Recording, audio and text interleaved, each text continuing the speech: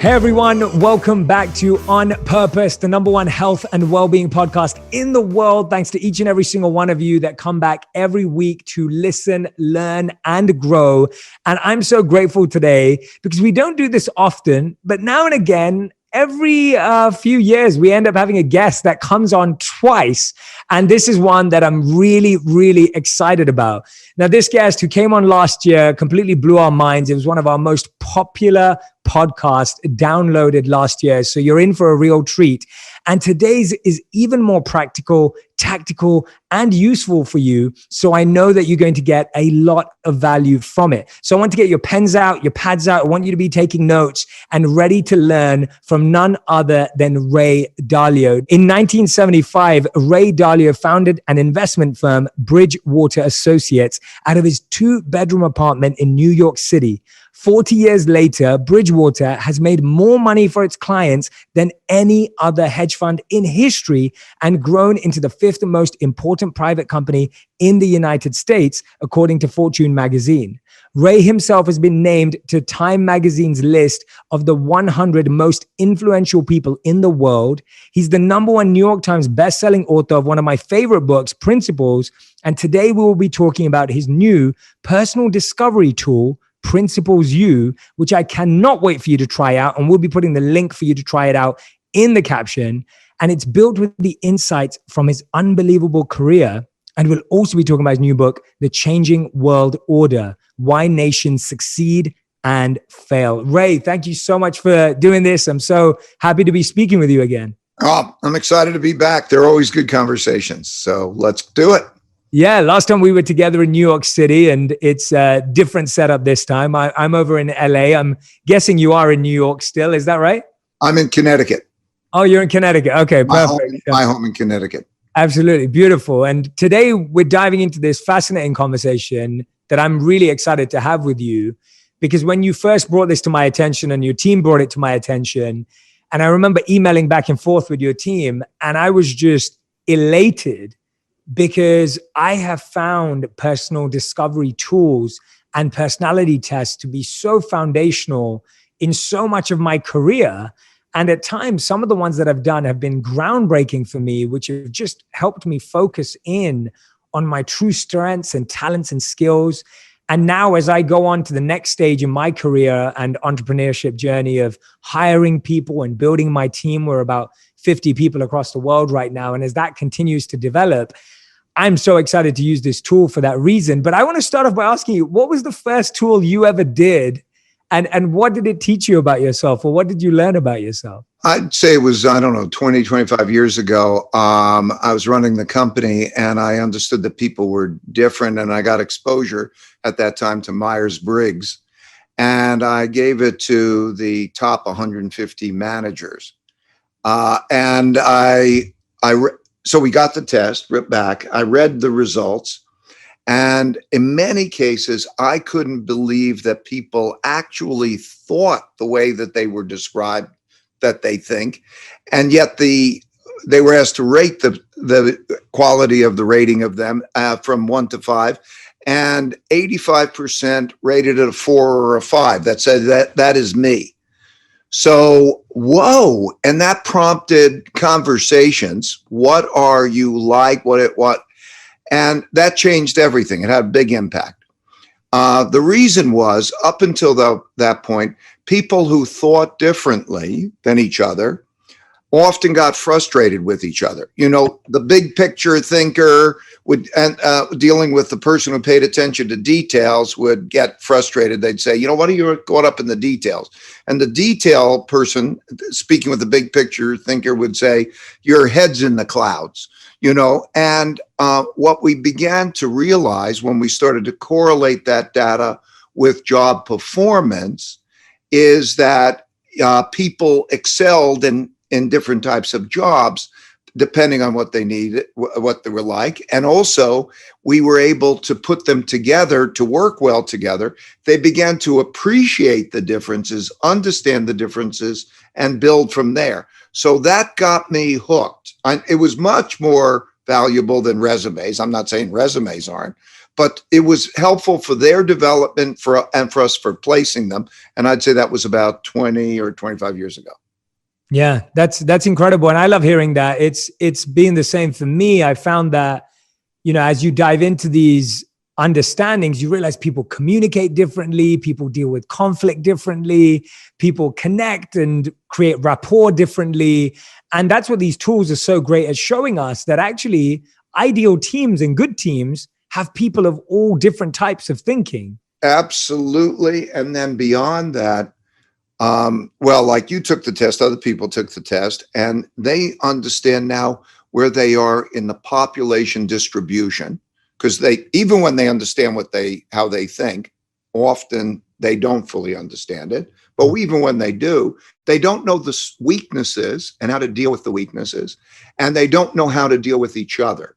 So what we found is when we could take a picture, we have diagrams that represent how somebody is in different dimensions. And when we overlay that on top of another diagram of another person, we know how they're going to interact. We know what the issues will be, and we can then build on that. So, yeah, I mean, it's like I don't know how long it took you to take it, maybe 40 minutes or something. I don't know. That's what most people take. And then boom, they get it. So yeah, it's invaluable. Yeah, absolutely. And you've already shared with everyone. I wanted to tell everyone I have done the test, so I will be sharing my results. So I want you to keep listening to this podcast. If you're listening or watching right now, I will be sharing a few insights from the test, from my own reflection and reflecting on it with Ray. So that's going to be really fascinating. So stick around for that. But Ray, I wanted to ask you, how do you start building a tool like this? Because it's very difficult. And as you've seen over the last 25 years since you've been exposed to this, learning, building, you've been hiring, building teams. How do you go about actually building a tool like this to make it as accurate as possible in a way that you're really proud of taking out to the world right now? Well, we started, then I wanted some other tests, and they would give me different dimensions of about a person. So I wanted those different dimensions. And then we would use that data to compare with how they were performing in different types of jobs. And we're going to get into the dot collector later, but that'll be an example. And so we found it very valuable.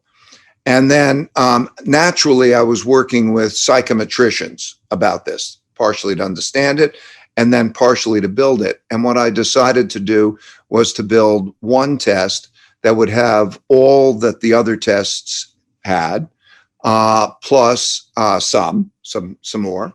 And so I brought on these three psychometricians who were fabulous, and we discussed, just built the test. And I'm now at a stage of my life that I'm passing along the things that have been valuable. So I'm passing it along to people for free so that they could take it and benefit from it. Before we share my results and get into my insights, I'd love to hear your advice on how you recommend people approach the questions in this test. Because what I find is that a lot of people, when they're faced with questionnaires like this, they either overthink it, they answer too quickly, sometimes they aren't self-aware enough to really put the best answer out there. How do you answer this in the most authentic, accurate way so that it actually helps you with self-awareness and understanding? Pretty much just relax and do it naturally, whatever feels right. We haven't had much of a problem with people getting either anxious or even trying to manipulate it or anything. But if you just answer the questions in the best possible way, don't worry about perfectionism. There are a number of questions that get at the same basic idea. And so there's some triangulation. Just go with it and have a good time with it. Most people have a good time with it. That's great. Yeah, no, I found that sometimes some of these tests, people are writing down what they think they are versus what they do in reality. And there's that discrepancy of like how we think or how we think we behave. But actually, when we look at our actions, they suggest otherwise. So yeah, I think it's just going to, like, it'll ask you the equivalent of, do you like chocolate ice cream or vanilla ice cream? Just don't think about it too much. Just, what do you like? That's pretty much it.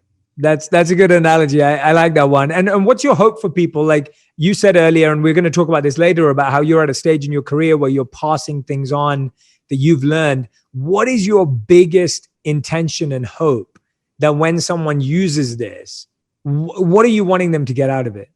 First of all, discovering of themselves, and then the discovery of the difference in people and the relationships they have with other people, to make those relationships better, work better. So personal discovery will help them.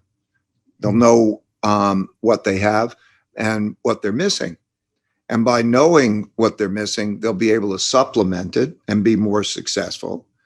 And then in the relationships with others, those things that might be confusing or frustrating can be turned into being efficient. So it's great. That's what I hope. That's what I hope to give people. That's a great hope. You said to me earlier, I think before we started recording, that you had your wife do it. Does it help in marriage and relationships too? Is it something we can apply to dating, and should be people using it in those relationships? Absolutely. And it also helps you, know how to talk about it. There was a test out there after we did this that one of my daughter-in-laws had us do over a holiday, and we don't use it. It's not part of this test, but it was an example. It was the 5 types of love. Yes. Okay, you know the test. Yeah. And that was a good example. How you speak and interact and what the other's looking for is very, very helpful, very valuable, right? It's 40 minutes. This isn't like a big commitment. So people have also had a lot of fun with it, because when they take theirs and they overlap the others on it and the group, this is what I gave you, and what your listeners are going to be able to take is a beta version of it, which doesn't yet have all of the interactions with others yet built out. We'll have that. And if they leave their names when we have that other feature, we'll get it to them. But we're operating that way, and it's fun. People laugh because we had a group session with family, and I have 4 sons, 4 daughter-in-laws, and so on. And everybody, it was funny because it said, "Oh, that's right. That's how it works, and that's why it works in that relationship." So they can be fun as well as insightful. Yeah, you mentioned to me last week when we were catching up about this that you even sent it to Elon Musk and Bill Gates. Tell us about some of the things that surprised them, or something that you want to share about those reflections that were useful and impactful for you. Well, I wanted to get the profiles of a certain type of person, a shaper. In other words, someone who was great at visualization and then built it out to actualization. So like Elon Musk has done, or Bill Gates has done, or, many people. I can rattle off, but very, very the most successful. And I wanted to get that because I wanted to hire one of those. So what is the pattern of the preferences? Shapers, I call them. What is the pattern of those types of people? I wanted that DNA basically. And that's what I got. So there are all these different personality types, but that shaper has distinctive qualities that only a small percentage of the population has it, but almost everyone who is doing that kind of thing, visualizing a business and I did it also for Muhammad Yunus, who won the Nobel Peace Prize for microfinance. I did it for Jeffrey Canada, who is Harlem Children's Zone, built this fabulous institution for dealing with poverty. The patterns are clear. There's a lot of different personality archetypes in your world. So you have creators, enthusiasts, influencers, givers, organizers, leaders, fighters, growth seekers, thinkers. So anyone who does this test, you're going to find that. And what I found most fascinating was when you start going inside of your, what you call the cognitive orientation. So if you don't mind, let's take a deep dive in some of my results that came out from the test, if that sounds like a good idea for you, Ray, right now. And you can guide me through this. And this is, I consider myself very fortunate, first of all, to be doing this with you personally. So I don't take this for granted. This is like, sitting down with the sage and the guru and the mentor, and to be guided personally through this. So when I look at my interpersonal orientation, so this is my cognitive orientation, how you prefer to think. So my creative is 99%. It's very high. I'm guessing that's a good thing for what I do. You've pursued what you're like, right? And a creator is not better than anything else other than creating, So it may be the opposite of somebody who wants to be really reliable, meticulous, and is really rule following, which can be fabulous for certain jobs. You want those people in certain jobs. So yes, that's your inclination. You like to let your mind go wild, and you want to have great imagination, and you like creating. Okay, the act of creating, and that feels true to you. So think of it almost like the food you like to eat. It's not that, if you ate Italian food or Chinese food or Indian food or something, it's not better. It just is a strong preference. Yeah, absolutely. And I would have to fully agree with that assessment. I consider myself someone who deeply is an artist and a creative at heart, but has had to develop entrepreneurial skills to be able to spread that message, if that makes sense. That comes across in the other dimensions of your test, because in many cases, there are these creators who don't accomplish anything. And sometimes they just don't have a sense of the practicality, all that's necessary to be as creative as they can, or to accomplish as much as they can. So it's in the mix. Absolutely. And that's why I found when I look at analytical here, it says you tend to be methodical and process oriented, with a tendency to rely on personal instinct when reaching decisions and making choices. So my analytical is 60%, which I love that it was able to be so specific, because I really do trust my intuition in decision making. And I consider myself to be an intuition person. So I like to look at the data, but I like to make a decision based on my intuition, not based on the data alone. Well, you can hear how that sentence that it gave you is so clear, and that your rating is at 60% is so clear, because what it's describing is that you are an analytical person, right? You like to do that. But unlike a person who is totally analytical, who may not then deal with that other dimension that is part of you, that is that other 40%, you have that other 40%. If you were to see that go all the way over to that scale, and you wouldn't have that other 40%, it's a different type of analytical. You understand what I mean? Yeah, absolutely. You wouldn't have that intuition. You wouldn't have that subliminal gut intuition element as much. You would be just purely calculating. And how much do you think, Ray, like at this, I'd love to hear your perspective on this, having had, such an incredible career and having seen this over and over again. How much do you think some of these things do need to be developed or don't? So for example, let's say my score was like a 10% on analytical. Would you be encouraging me to raise my analytical to be more successful? Or let's say it was 100% analytical. Would you be encouraging someone to develop intuition? Or is that not how this works? Explain to us how you see that work successfully. There are two ways to be successful. To acquire all of the skills and abilities to be successful. That's the tough way. Or to work with people who have those things that you are missing, and work with them well. And that's the easy, most effective way. Yeah. So yes, we could try to change you.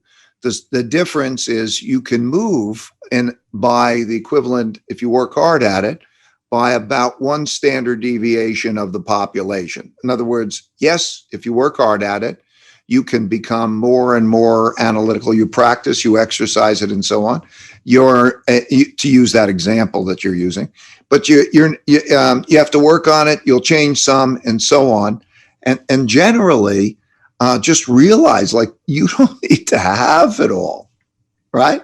And if you have a complementary relationship, you're helping somebody who needs you, and that's usually the best way to do it.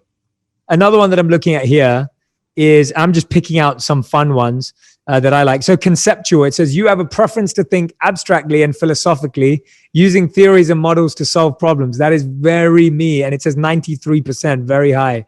I couldn't agree with that more. I love philosophize. My greatest joy in life comes from two statements. So the first statement is by Ivan Pavlov, and he said, if you want a new idea, read an old book. So I really believe that. I love going into timeless texts and unearthing truths. And then the second statement that kind of defines my work is by Einstein, where he said that if you can't explain something simply, you don't understand it well enough. And so for me, I like to try and find something that is really complex or intricate and detailed from the past, and try and really extrapolate the essence from it so that I can share it with people. That's kind of where I get my joy and buzz in life. I can hear that in you. I can empathize with you, by the way, because mine is quite similar. My testing and my inclinations are quite different, quite similar to that. And you could hear the passion, and we could feel the passion. And then we also have to understand that there are other people who are exactly the opposite and get their passion from something different. Yeah, no, absolutely. And there's, I've also met people, you're right, completely the opposite, who actually love making things more complicated and intricate and mystical. Yeah, so you can see where people go. Yeah. In a conversation, you will see, do they go down to the detail? And can they separate the detail? Do they want the detail when they want the big picture? Psychologists also call that helicoptering. Everything has different levels, like Google Maps. It's equivalent conceptually of Google Maps. So if you go up and you're looking down, the picture is totally different from that level, and then you go down into it. So people are either inclined to be in one level or another, or some can navigate from the detail to the big picture to the detail. Like when Elon Musk gave me his car to drive. This was way back when it sort of first came out. He was able to navigate it, showed it up in his testing and everything. So he would pay tremendous attention to detail. He showed me then the car and how the button, and you push this and the trunk opens and this does this. And so he was like a jeweler with a piece of jewelry in terms of that design, the detail. And then he goes back to the big picture. And we were talking about like going to Mars and humanity over a period of time. He was able to navigate both of those. That's a rare occasion, by the way, because people don't always. But there are those different levels, and you can see in the conversation where people tend to gravitate to. Absolutely. And what you're saying is, if someone is actually using this tool in their company or in their family or in their teams, then actually they don't just have to rely on reading people and what they're saying and hearing. They can actually have a framework that supports that, where they can find the parallels. Yeah, so we connected to the dot collector, for example. We do is put those profiles on, and then when they're interacting, then they're aware of those profiles, and it helps. Yeah, I saw that great video you made on YouTube about the dot collector, which I highly recommend everyone goes and watches as well, if it's available to the public. But that video really explained it well. And what I found fascinating about the dot collector, let's talk about it, seeing as you mentioned it there, is we're spending all of our days on Zoom right now, every single one of us, even us doing this interview right now. And you were talking about just how there's so many people who have so much to say who are not necessarily even the people speaking at that moment in time. There are so many notes being missed. There's so many in between the line messages that are lost in communication. And you've created this software to be able to actually capture all of that and then share that data in a way that's practical and applicable and actionable? Yeah, I'll give you a little bit background. Yeah. I created it in Bridgewater, so people will see it. It allows people to express what they're thinking about people, about what they're thinking on an ongoing basis, and then it allows questions and answers to go back, because what bothered me was only the people who could talk could I get the ideas from. And so there's a big bottleneck. And also, I wanted an idea meritocracy, everybody to be able to speak up, and I wanted everybody's thoughts. So that was that. And I also, like the test, wanted to collect the data so that with that data, they could on a day-to-day basis see what they're thinking. The data is collected so they know how they think again. And also, it's been fantastic for daily 360 reviews, because everybody is working with their with others, and they're getting essentially a 360 review simultaneously. So you don't wait to the end of the year for the feedback. You're getting that on an ongoing basis.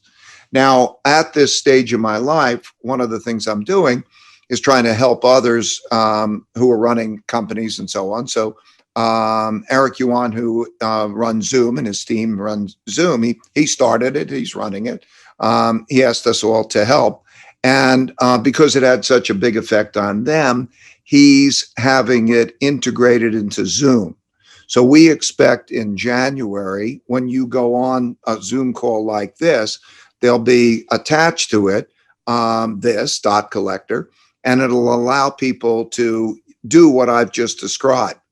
Yeah, that's awesome. I love hearing that. That's brilliant. I think we need to make our technology far smarter, and it's great to see you adapting so quickly to bringing something out like that that's going to help teams function, because I'm doing so many corporate events right now. I speak at potentially nearly a company a day at the moment because of the challenges that people are having with their mental well-being, their stress levels, their disconnectedness, lack of engagement of working from home.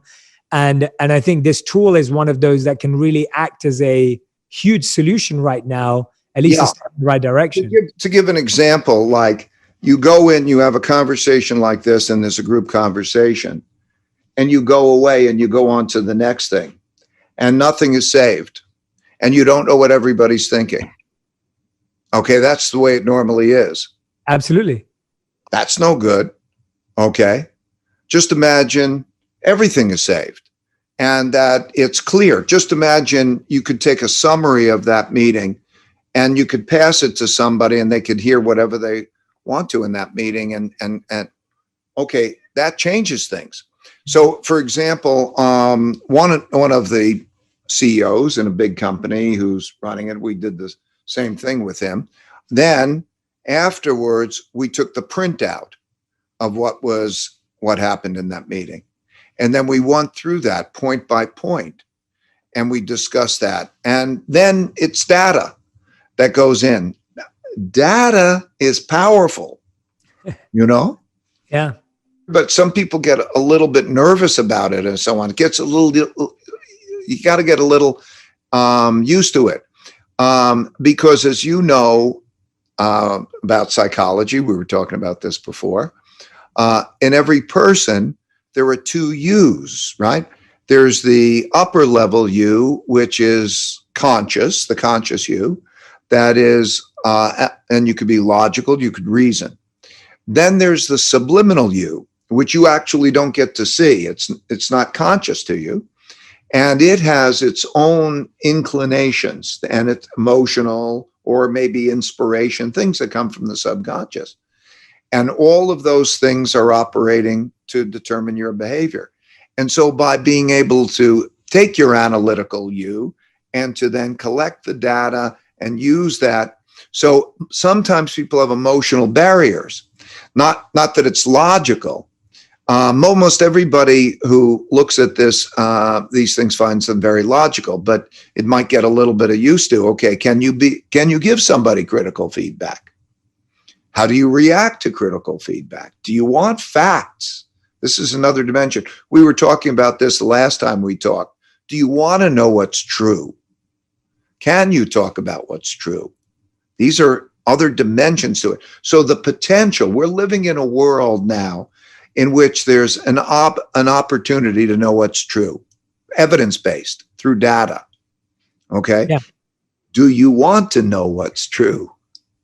If you know what's true, it's a foundation for making great improvements. But some people, do you want to know what your weaknesses are? There's a power from knowing what your weaknesses are. Of course you want to, but you have to get yourself into also that psychological state too. So they work together. Like I found the reason my company went from nothing to quite something, as you point out, the Fortune said the 5th most important private company in the country, was that.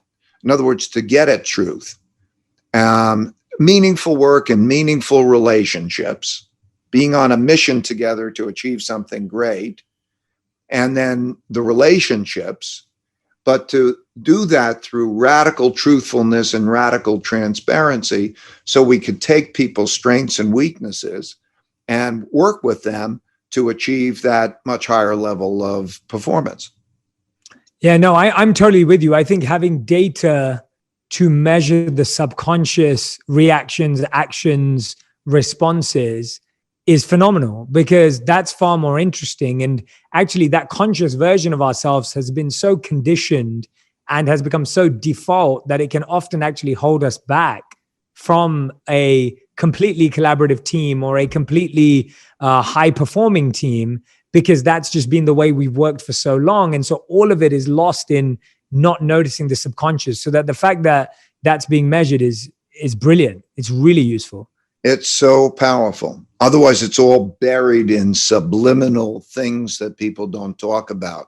Yeah. Not efficient, not good. Yeah. And I love what you say about wanting to know the truth, because there has to be some courage to face our weaknesses and truly honor our strengths. I find that, we've grown up in a society of, I've talked about this before, Ray, where I went to a high school, a very competitive, good high school back in England. And school would rank us in order of number 1 to number 180 of all the students in every subject every year against our peers. And so you would get to see that. And that was useful, but what was missed there was what you're talking about, this subconscious potential, this hidden potential. Yeah, what people don't understand is that they think how good they are is in that number. Yes. Okay. And what they lose is the power of mistakes and weaknesses. That's why one of the reasons why academic success is very poorly correlated with subsequent success in life. And Yes. so people become attached to what they know. I think the greatest tragedy of mankind, it's a big statement, the greatest tragedy of mankind is that people hold opinions in their heads which are wrong, that they could so easily stress test. But they're so attached to those opinions that might be wrong. If there's a disagreement, somebody's must be wrong. How do you know that it's not you? And to be able to learn, if you're attached to knowing, you don't have a capacity to learn. If you're curious and you focus in on what you don't know and you're excited about not knowing and learning, then you will learn more and you'll raise your chances of coming up with a good answer. So that whole dynamic, as you're dealing with it, is, am I worthy? Am I good? And I don't want to look at my mistakes. I don't want to look at my weaknesses, is one of the great tragedies of our time. Yeah, I couldn't agree with you more. That's a really bold statement, but you backed it up well. So I'm definitely one who agrees with you. And I want to move back to some parts of my test because I still want to get your insight on it. This one is this section on interpersonal orientation, so how I engage with others, right? and my extrovertedness is 97%. And the definition is you tend to be engaging and outgoing. You thrive at the epicenter of social activities and are socially bold and adventurous. So I'll share something that's interesting about this. I agree with that highly, very much agree with that. At the same time, I love being alone more than being around lots of people. So I get a lot of energy from seclusion and solitude and being in silence. And I crave that almost. And I try and construct my days in such a way that I can have more of that. So I would love to hear your understanding of extroversion and introversion and how what I just shared with you fits together in a very natural way. What happens is you have your natural inclination is to do those things that were mentioned, and it described you very well. And then you, like me, also meditate or understand the power of the rejuvenative nature of that experience. And also, we both meditate. And so we understand that what it's like to go into the subconscious and to refresh ourselves, and how that balance then gives us the energy and the equanimity to come back and to do the other. So that's how it works. You've experienced it, you describe it, and that's basically what it's picking up in you in terms of the excitement. There will be people who will be very different from that. Meditation is something, for example, or going within is something that is beneficial to everyone. But at the same time, when you, there are many people who wouldn't want to do the things that they just described you wanting to do. In other words, you will go into a group, you get your energy with that, you will naturally be there. There are people who are introverted who would say, that's the last thing in the world that I want. So you're naturally, as described, and then also using that in the way that I use that. I'm tested, and I'm very much exactly like you, and I experience that. I love hearing that. It's very reassuring hearing that from you. And I know that meditation's been a huge part of your practice, and we'll come back to that towards the end of the interview. I want to dive more into that. This was fun. How I engage with others. It says that I am 81% caring. So you have a strong desire to prioritize and support others' needs, are fascinated by their behaviors and tendencies, though tend to be less sensitive to and caught up in their emotions and feelings. So that was interesting to me. I was like, yeah, I consider myself to be an empathetic, caring individual. At the same time, and to compare that to, I'm also 68% on the tough scale. So you tend to be willing to debate your and others' ideas and perspectives, share criticism openly when warranted, but tend to be more diplomatic and nuanced than blunt and direct in your style. And that I fully agreed with too, that I've never believed that being rude or being angry without control, or, to just be aggressive is ever useful, but to really share things in an open way without beating around the bush is really very much needed. So I like that comparison between tough and caring. Well, do you see how it really picked up the subtlety of it? Those sentences were written specifically for that mix of attributes and tailored that way, because it's saying that you are this way, but you're not this way. And so though that sentence was a very apt, very sophisticated or subtle, finessed kind of description of what that means for you.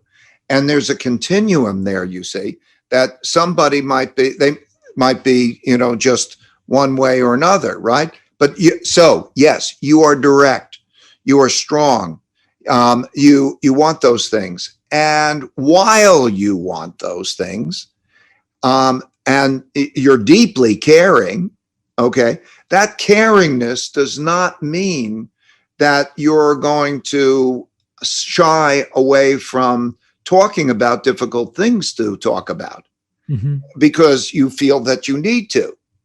Well, you can hear that's captured you, and that's a very important difference than somebody who might be also not, caring, but cannot talk about the difficult things because that makes it's very difficult for them to do. And there are many people who are like that. And so they in the test would have a description that would say, and you find it difficult to talk to people about such things and resolve them.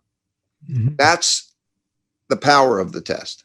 What I found so unique and powerful about this test, especially this point that you've just again re-emphasized to me and highlighted to me, is that subtle nuance plays so deeply into my self-awareness because I believe I'm someone who likes to embrace polarities. So I believe that being spiritual and being strategic need to work together. I don't believe it's either or. I don't think you can say I'm just spiritual, I'm just strategic. For me, it has to work together.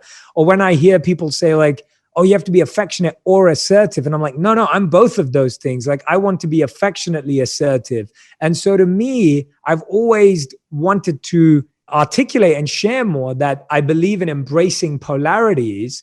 And this picked up on that, which I found fascinating because it's such a key integral part of how I see myself. And the fact that it could get right in there is really, truly powerful. And think about that what that means for the people that you have relationships with. And when you give it to them and they say, this is a description, because you could just go check, I believe it, it's powerful here, you understand. They're understanding you. They're understanding what you're doing, where you're coming from. And you could understand when they give you theirs, you can understand that and it all makes sense.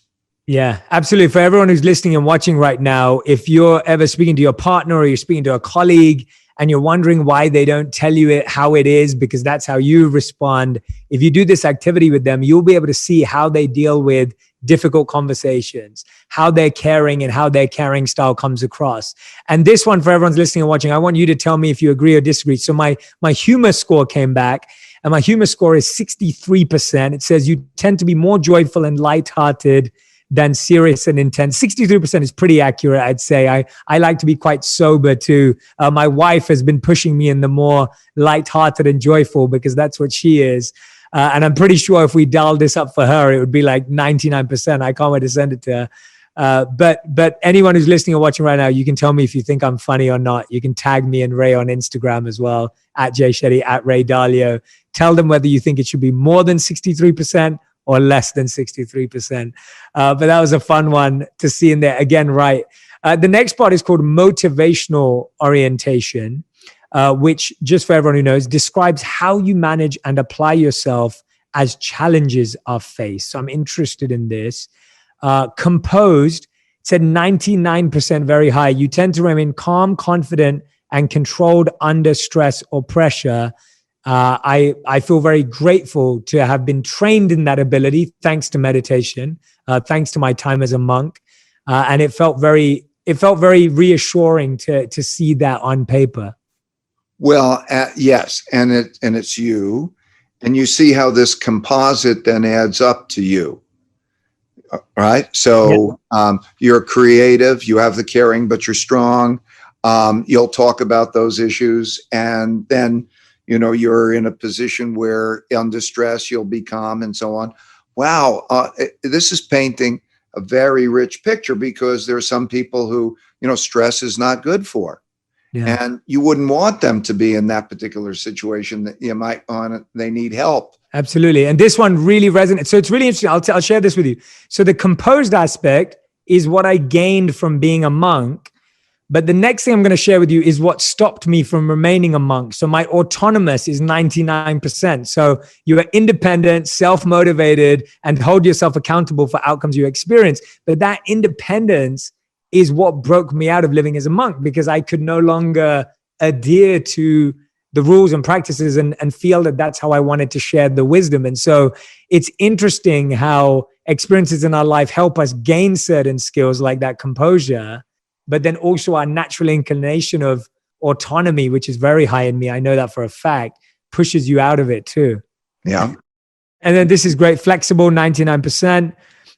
Which I found. This one was really fascinating. So status seeking, you have a moderate preference to please and keep up appearances, be liked, admired, and respected. So I was 50% moderate, which I was actually really happy that was actually measurable. So I always say to people, I believe it's really important to, show up, be there, be present, be relevant. But at the same time, that's not your governing factor. That's not your anchor. That's not why I do what I do. But I realized the value of it. And the fact that it was able to hit it 50%, that was mind blowing to see that level of accuracy. So these sentences literally feel like they were written directly for me. And by the way, just so everyone knows, I really do believe in the horoscope effect, where if you think something's written for you, it is you.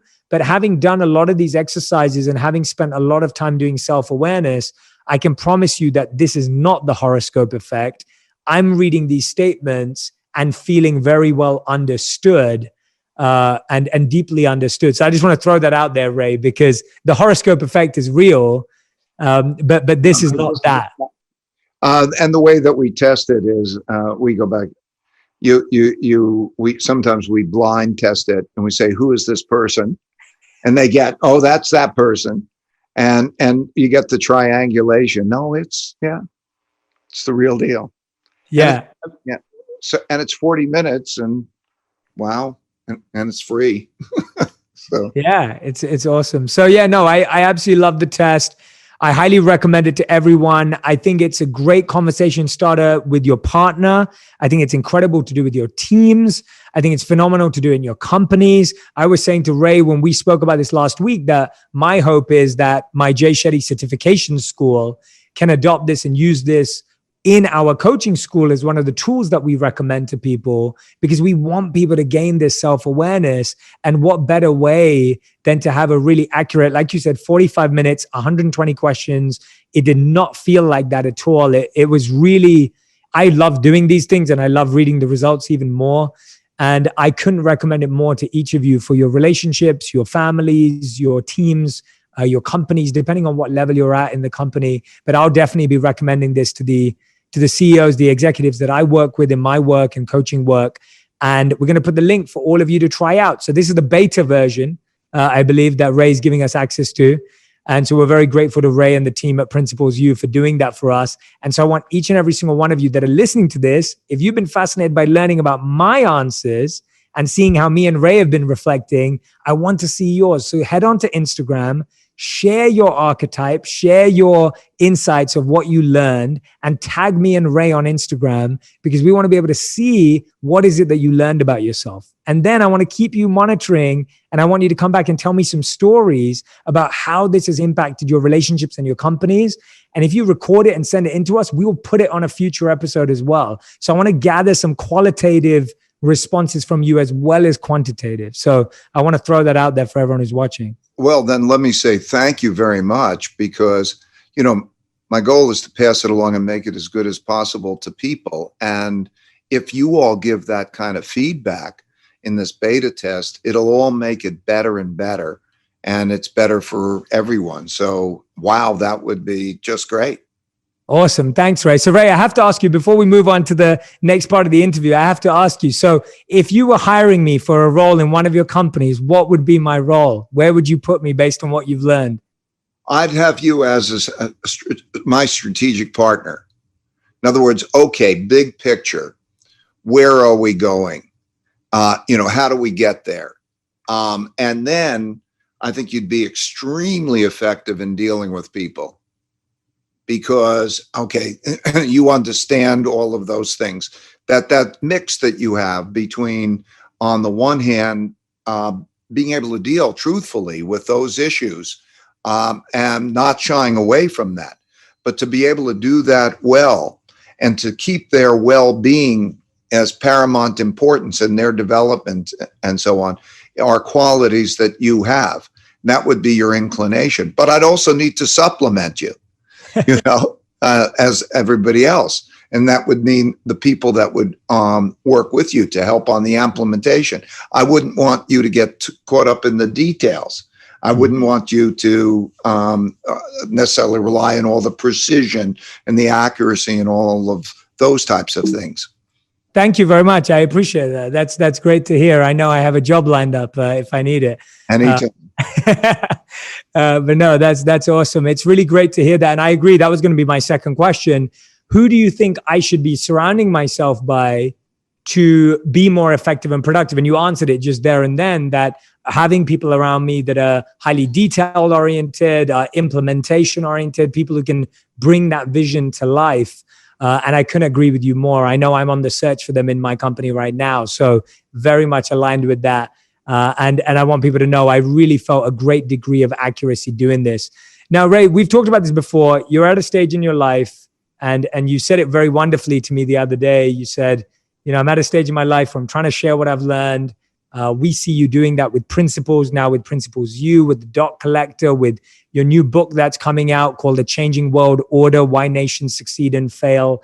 And what I love about the way you do it, and you beautifully said this, you were like, when you get to, you were saying that we share it, but you said when you get to 71, you want to do it faster. And I thought, what a beautiful way to live, that you're living with such purpose and service. And you always have, but you're continuing to do that today, and we're benefiting from it. But what I love that you have the ability to do based on your experience and background is you're able to go from these micro, individual, deep, personal topics to then scale. And like you said, the helicopter kind of method of then talk about these really macro, global, national issues and challenges. And you have not just the authority and experience, but you have the insight to be able to speak about these things. And so your new book, The Changing World Order, Why Nations Succeed and Fail, which you can pre-order right now. If you're listening to this episode, the book is not out yet, but it will be out soon. So you can pre-order it on Amazon. You talk about these three really fascinating concepts. Well, you talk about a lot, but I want to dive into these three important concepts. And the first one is something that rings really true for people right now. And we'll see the crescendo, but we talk about the financial challenges and the financial issues that society is currently facing, only amplified by the pandemic and the craziness of 2020. And I was intrigued to hear what you felt is what's going to make nations financially succeed and fail as the future unfolds. Where does our financial power, history, and legacy lie, and how a nation's going to fail or succeed at this very important metric? Well, I'm happy you asked the question. I'll answer it. I just wanted to also clarify that I'm writing the book, and I'm putting in my drafts of all the chapters. They're available on LinkedIn. So if you really want to read the book as it's being written, you go to LinkedIn and you can get it as it's happening, and it doesn't cost you anything. So that's a possibility. If you'd like to do that, you can understand it. There are three big things that are happening in our lifetimes, or right now, that didn't happen in my lifetime before, didn't happen in our lifetimes before. But happened in history. And it was interesting to me over my years that my surprises often came from things that didn't happen in my lifetime, but happened before in history. And those three things that I'm referring to, and by the way, all happened in the 1930s, were first with financial and debt. And that means when there was a lot of debt and interest rates were pushed down to 0%. And in order to stimulate the economy, the governments had to produce a lot more debt, that the central banks had to print money to buy that debt. That coming to the end of a long-term debt cycle is happening now. We're in that era. It has big implications for the value of money and who gets money and so on. And the last time that happened was the 1930s. So I'll explain those implications in a minute, but I want to get to the second of those big influences. The second of those big influences is large gaps in wealth, values, and politics. I can measure the wealth gap, the income gap, the political gap. Statistically, I show it, I know it. And we have not had such large gaps. You have to go back again to the 1930s to have those types of gaps. And we see it every day. And that has real implications. It has economic implications, such as what will tax policy be? What will spending be? What will we put as our prioritization? So it affects us every day. But it even affects how are we dealing with each other. We have gotten almost to the point of having irreconcilable differences and being in a position where there's winning at all cost. And history has shown that that is a very threatening type of situation, that it's the brink of civil war and revolution when there's not enough respect for the system or enough interaction. So it's a really risky point that we see every day. How should we be? What are our values? What does that mean for taxes? You see it red states and blue states and the differences. And that has implications, financial, economic, and so on. And the third factor is the rise of a great power to challenge the United States as a great power. And that, again, in the 30s, for example, there was the British Empire, and then Germany and Japan rose and were able to challenge, and that led to conflicts and eventually led to war. We now have, for the first time in this this world order, which began in 1945, when the end of World War I, we began a new system. It was the American system, put the dollar at the center of that system. In America, and the American world order rules who are American. And that is now, there's the emergence of China. And so we're having conflicts of China. There are 5 types of major conflicts that always happen over and over again. And we're experiencing that. They call them wars. There's a trade war. There's a technology war. There's a geopolitical war. There is a capital war. And there is a military buildup, and so on. And so how a lot of things are going to happen, how technology will unfold, how capital and trade will be, which will affect us all, is influenced by that. So those 3 things happened over and over again. So I studied the last 500 years of history to see the patterns, and I learned a lot about those 3 things, and how they relate to each other tells us where we are and gives us some good ideas of the risks and opportunities of what might come. Yeah, no, those 3 are so interesting when, like you just said, are being faced at the same time, which makes it such a unprecedented time, as we hear over and over again. What is the root of solving or finding a solution within all of those 3? Because it's almost like all roads point to like a bad space or like a negative outcome when you hear those 3 things of financial problems, we're at each other's throats, as you've said, the opposition power rising. What is the solution or what are the ways or alternative paths that we can take as a nation, as countries across the world, to create more harmony? Well, that's the great thing about the lessons of history is it's not unprecedented. It's only unprecedented in our lifetimes. Yes. We can look back over theirs, and you see these things happen over and over again.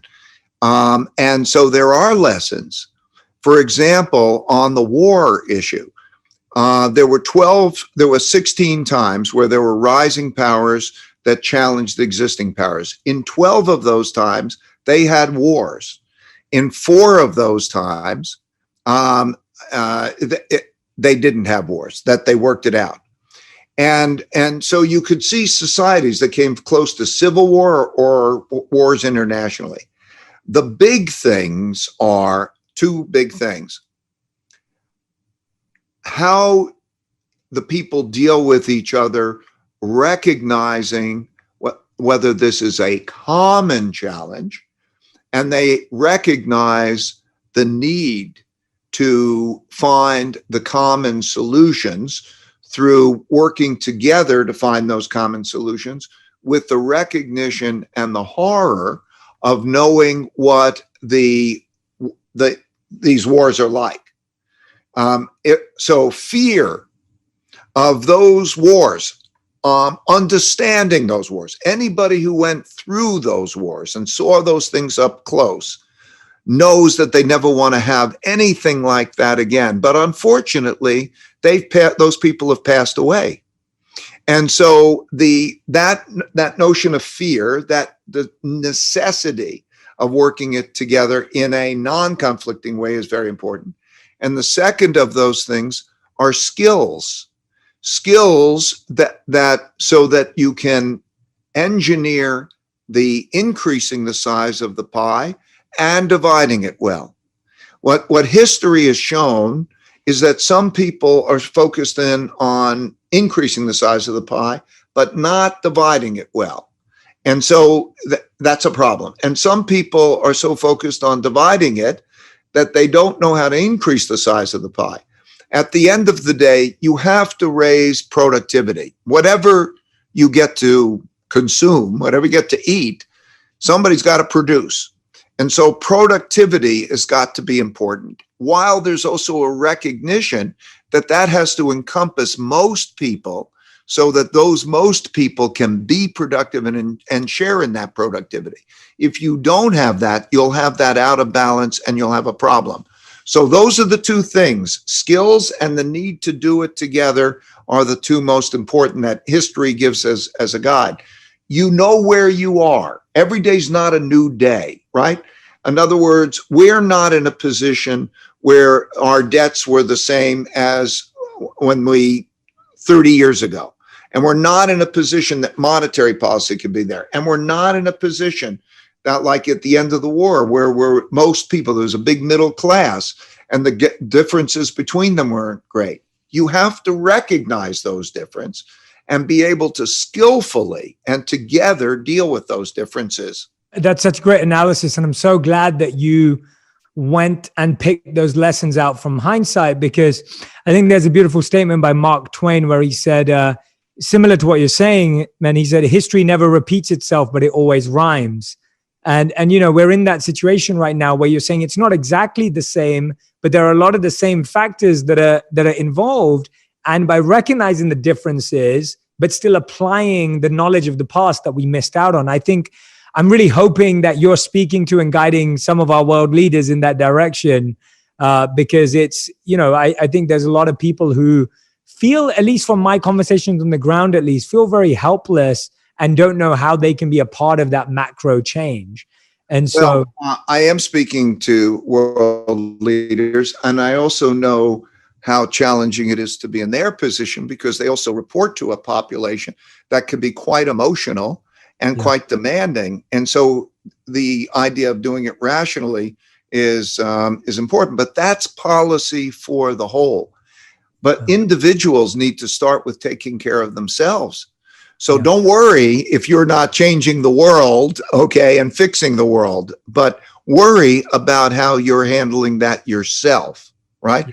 And that means how you save your money, how you prepare to get your financial cushion, how you invest your money, how you treat yourself. But that may be your meditation or your understanding of such times.